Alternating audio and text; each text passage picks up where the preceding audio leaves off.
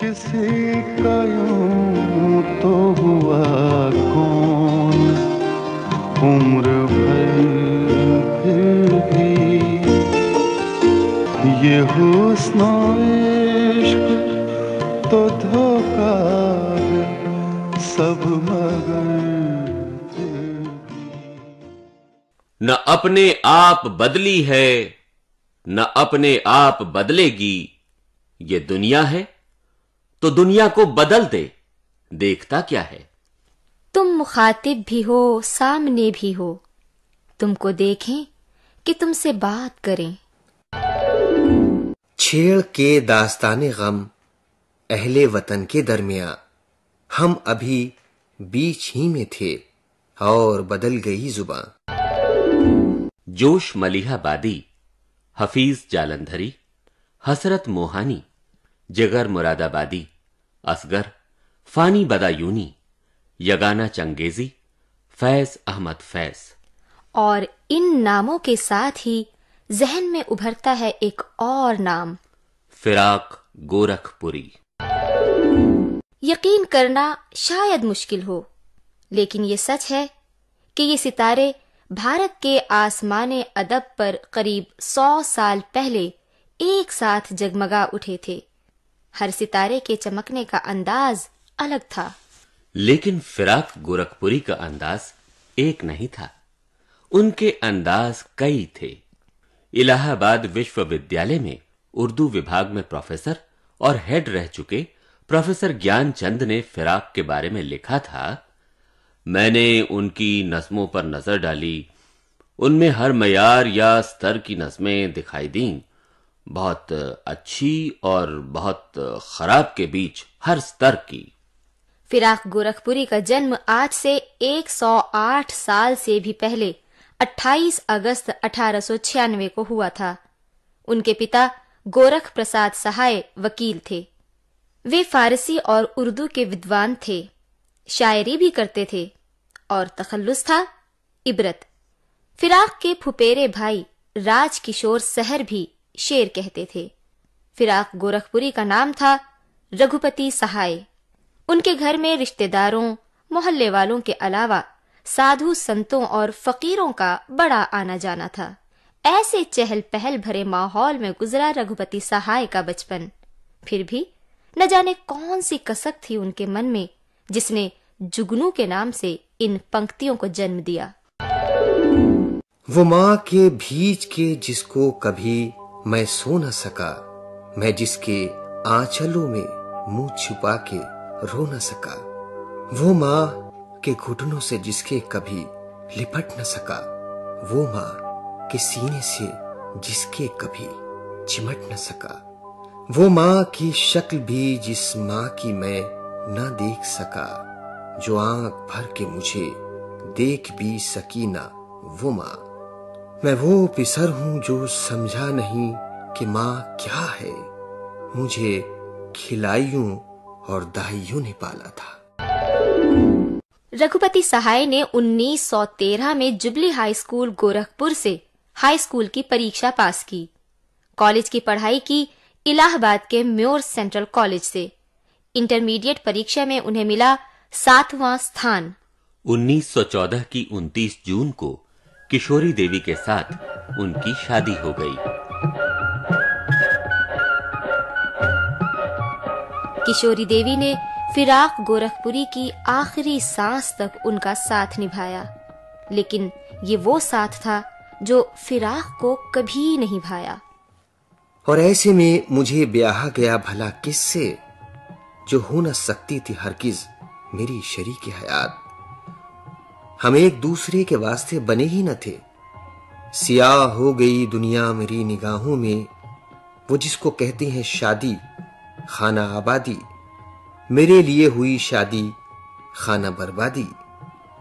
मेरे लिए वो बनी बेवगी जवानी की, नदीम खा गई मुझको नजर जवानी की। रघुपति सहाय ने बचपन में ही लोकगीतों, सूरदास और मीराबाई के पदों तथा गोस्वामी तुलसीदास की रामचरितमानस सभी का रसास्वादन कर लिया था। इंटरमीडिएट की परीक्षा पास करने तक अंग्रेजी पर भी अच्छा अधिकार हो गया उनका। लेकिन उनका दिल जीता जिस भाषा ने, वो थी उर्दू। दैनिक आज को 1970 में दिए गए एक इंटरव्यू में और एक सवाल के कई जवाब शीर्षक से एक लेख में उन्होंने इस प्यार की वजह भी बताई।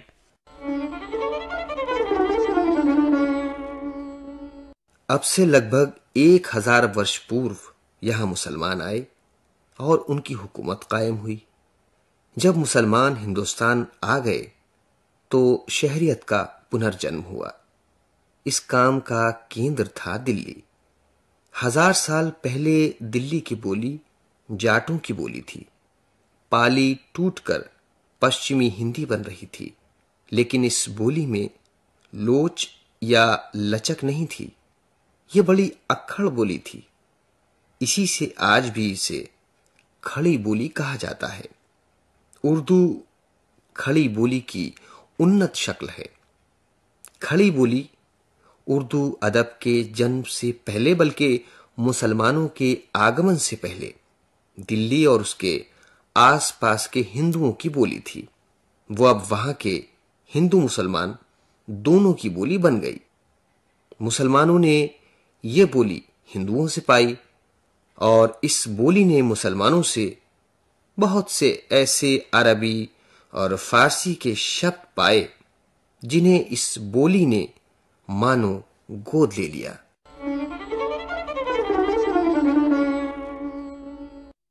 तो हम बात कर रहे थे उस समय की जब रघुपति सहाय 17-18 वर्ष के थे। इंटरमीडिएट में 7वां स्थान, विवाह और उर्दू के प्रति बढ़ती रुचि के अलावा भी बहुत कुछ घटा उनके साथ इस दौरान। लंबी बीमारी के बाद उनके पिता का स्वर्गवास हो गया। खुद रघुपति को ऐसी गंभीर बीमारी हुई कि बीए की पढ़ाई 1 साल छोड़नी पड़ी। इतनी बाधाओं के बावजूद रघुपति ने अगले ही साल बीए की परीक्षा में राज्य भर में 4था स्थान प्राप्त किया। कलम के मजदूर कहे जाने वाले हिंदी रचनाकार प्रेमचंद के संसर्ग का लाभ मिला रघुपति को इसी समय।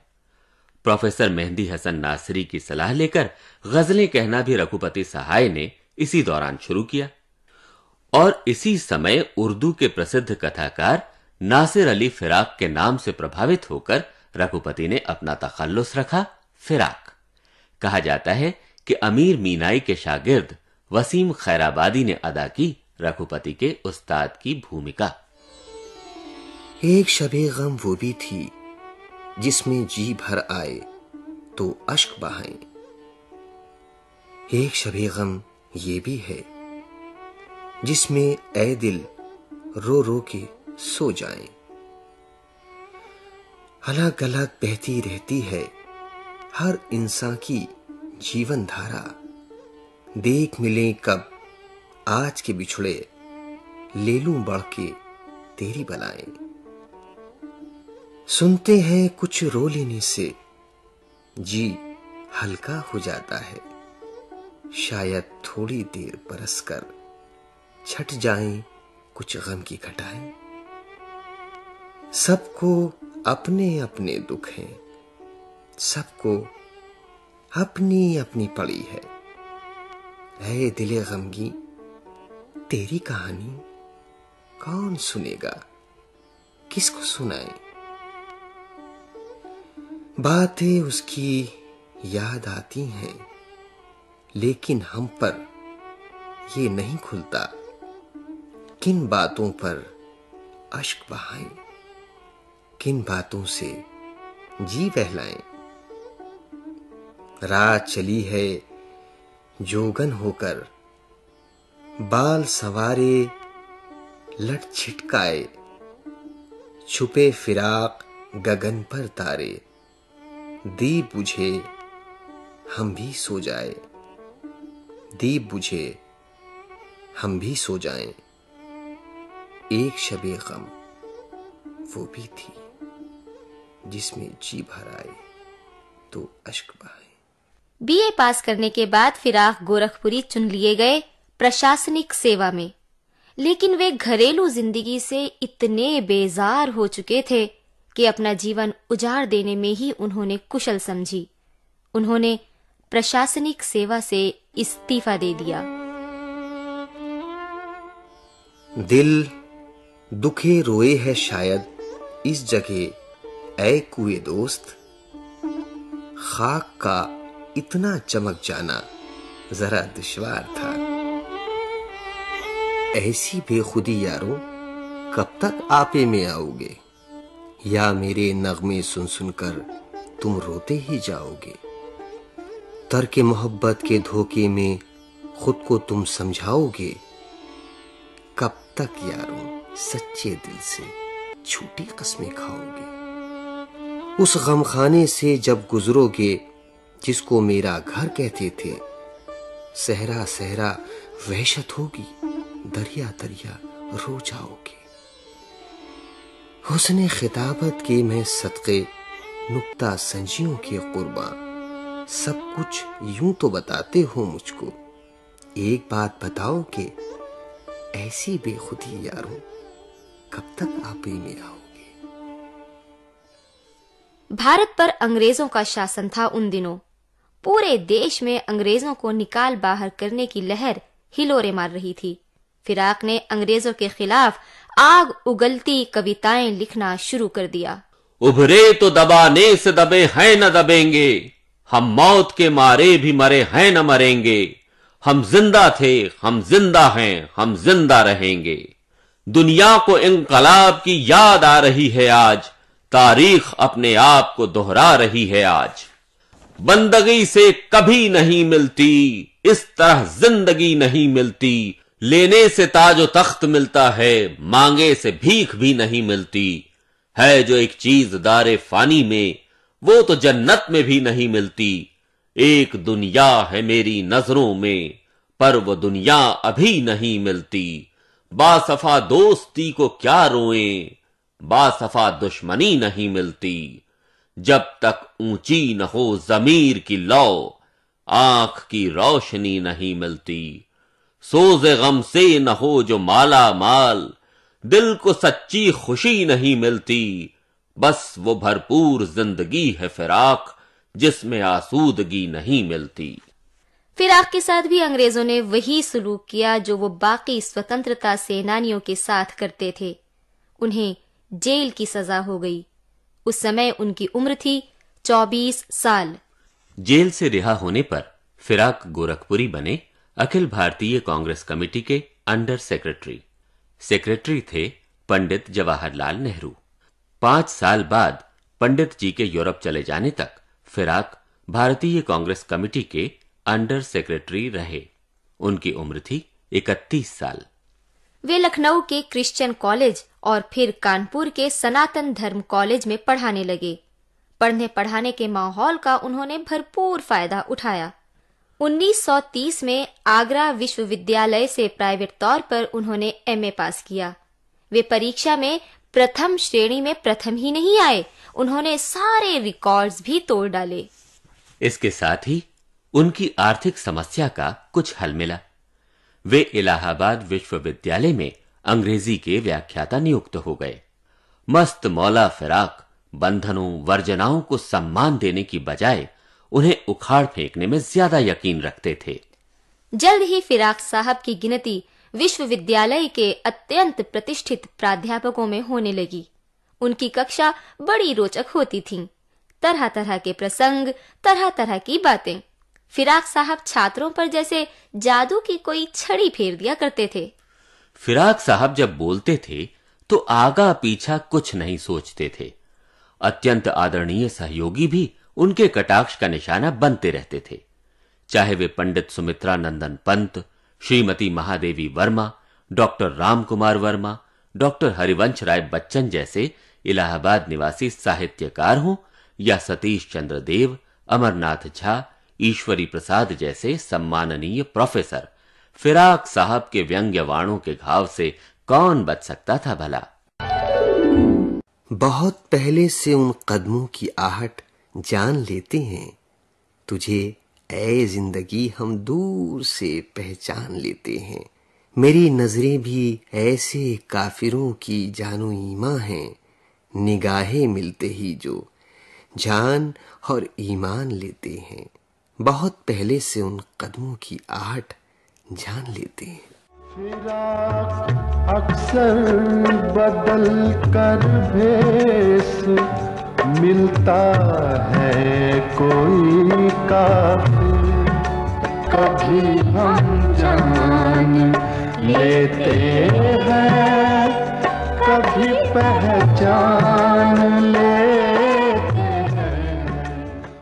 फिराक गोरखपुरी ने साधु की कुटिया नाम से एक उपन्यास लिखा, पहले काल्पनिक नाम से हिंदी में और बाद में खुद अपने नाम से उर्दू में। कहानियां लिखी, समालोचनात्मक लेख लिखे, मन आनम नाम से पत्रों का संग्रह प्रकाशित करवाया, लेकिन उन्हें सबसे ज्यादा प्रसिद्धि मिली शायरी से। उनकी कुछ किताबों के नाम हैं मशल, रूहे कायनात, नगमाए साज, गजलिस्तान, शेरिस्तान, शबनमिस्तान, गुले नगमा, रूप, धरती की करवट, गुलबांग, शोला वसाज, हजार दास्तान, चिरागा, बज़्म जिंदगी, रंगे शायरी। उत्तर प्रदेश अकादमी और साहित्य अकादमी ने फिराक गोरखपुरी को पुरस्कार दिया गुले नगमा पर। सोवियत संघ ने उन्हें नेहरू पुरस्कार से सम्मानित किया। फिराक गोरखपुरी उर्दू के पहले शायर थे जिन्हें भारतीय ज्ञानपीठ सम्मान से विभूषित किया गया और उन्हें अलंकृत किया भारत सरकार ने पद्म भूषण से। शबे फिराक से आगे है आज मेरी नजर, कि कट ही जाएगी ये शाम बेसहर फिर भी। किसी का यूं तो हुआ कौन उम्र भर, फिर भी ये हुस्नो इश्क तो धोखा है सब, मगर फिर भी शबे फिराक से आगे है आज मेरी नजर। हजार बार जमाना इधर से गुजरा है, नई नई सी है कुछ तेरी रह गुजरती। फिराक गोरखपुरी ने लिखा था,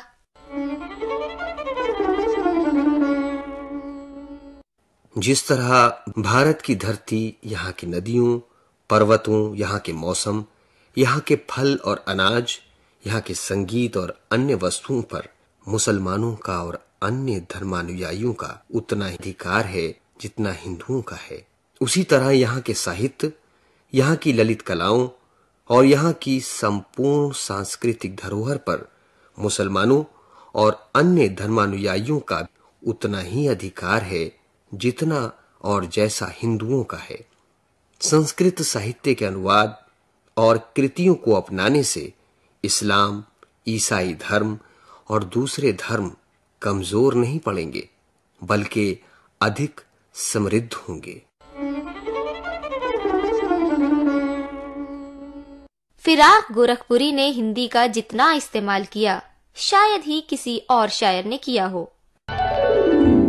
चौके की सुहानी आंच, मुखड़ा रोशन है, घर की लक्ष्मी बनाती भोजन। देते हैं करछुली के चलने का पता, सीता की रसोई के खनकते बर्तन।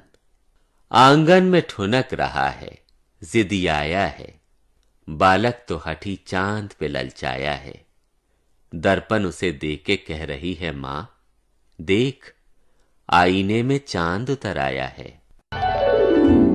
फिराक गोरखपुरी इलाहाबाद विश्वविद्यालय से 1958 में रिटायर हुए।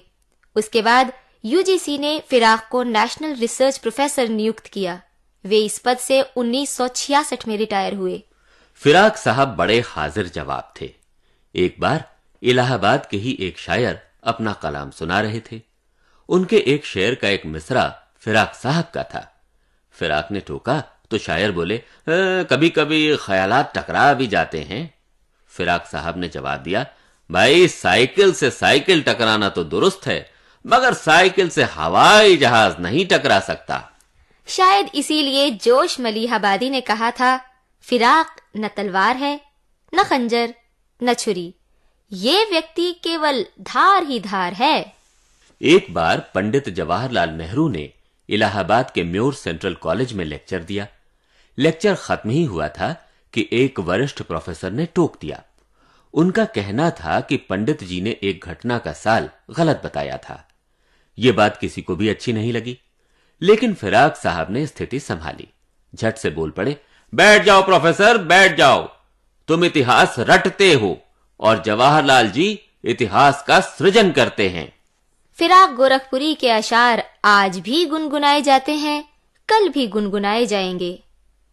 शाम भी थी धुआं धुआं, हुस्न भी था उदास उदास, दिल की कई कहानियां याद सी आके रह गईं।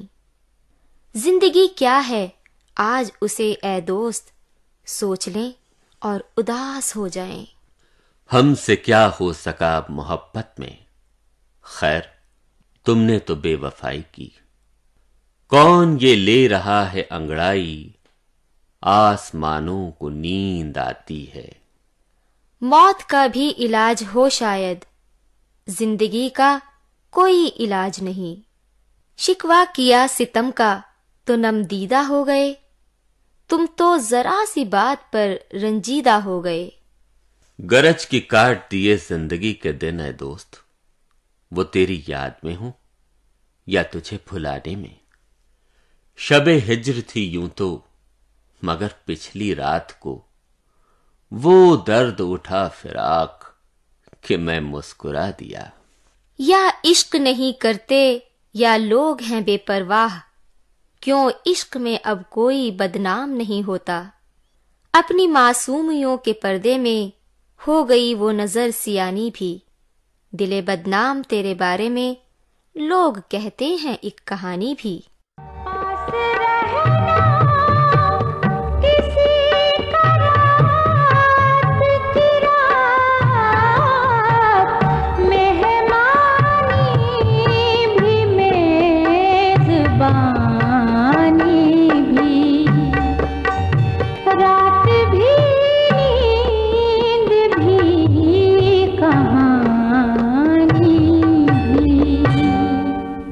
ये कहानी पूरी हुई 3 मार्च 1982 को। फिराक ने दुनिया को आखिरी सलाम भेजा। अलविदा ए जन्म साथियों, अलविदा ए हम असरों। एक अनसुनी पुकार देर से मुझको कहीं बुलाती है। अब तुमसे रुखसत होता हूं, आओ संभालो साज़े गज़ल, नए तराने छेड़ो, मेरे नगमों को नींद आती है, मेरे नगमों को नींद आती है, मेरे नगमों को नींद आती है। ये हुस्न इश्क तो धोखा है सब, मगर फिर भी किसी का यूं तो हुआ कौन।